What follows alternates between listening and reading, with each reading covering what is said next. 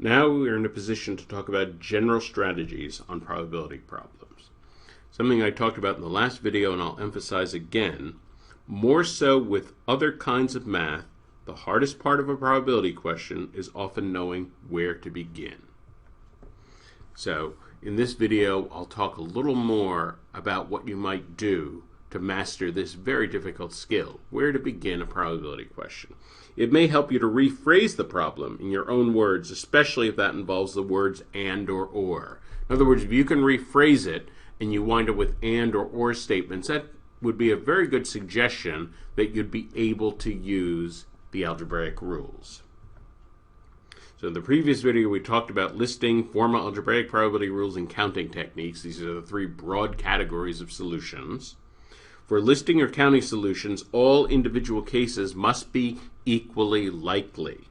Sometimes one has to reframe what quote-unquote counts as an individual case to identify the cases that are truly equally likely. So for example, suppose you're rolling two die and you want to know what's the probability of getting a 7. Well, a not very good way to frame this would be to say, well, you roll two die, you can get anything from a 2 to a 12. That's 11 possibilities. Getting a 7 must be 1 out of those 11. You can't do it that way because the probabilities of getting different rolls are different. There's a different probability of rolling a 3 or a 4 or a 5. Those are different probabilities. What you really have to do is reframe it so you're looking at the output on each individual dice.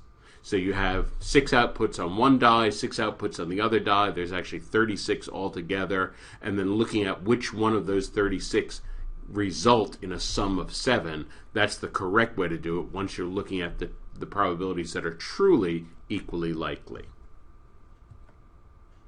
For solutions involving formal algebraic rules, it probably will help to identify the conditions as letters. So in other words, if it's not given to you in algebraic form, write it in algebraic form. That will help you.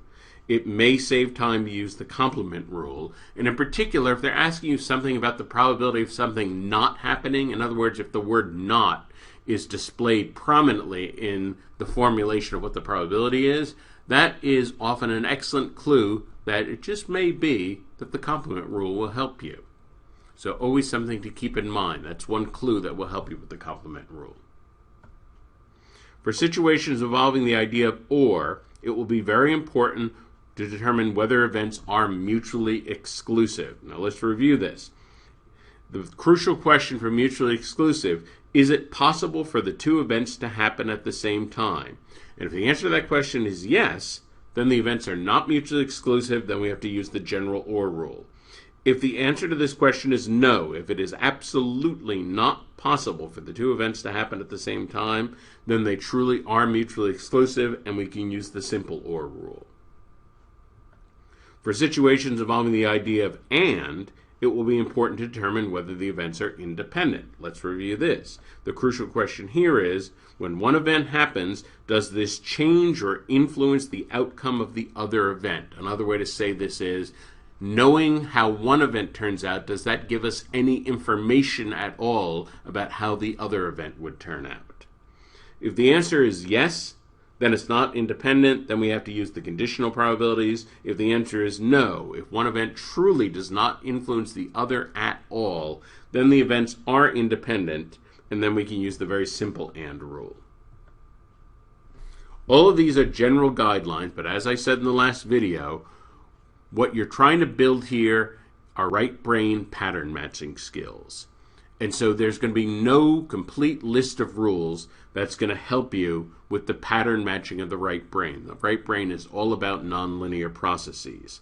So the most important thing is to study the solutions and explanations of individual problems.